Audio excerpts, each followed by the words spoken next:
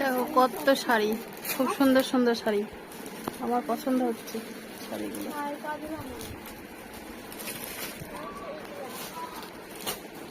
দেখো এই শাড়িটা নিচ্ছি, কালার অতটাই লাগছে না। আর এটা দেখো না, কটা দেখো, গামছা প্রিন্টের শাড়ি। কেমন লাগছে তোমরা সব? মাল বেরিয়েছি। এদিকে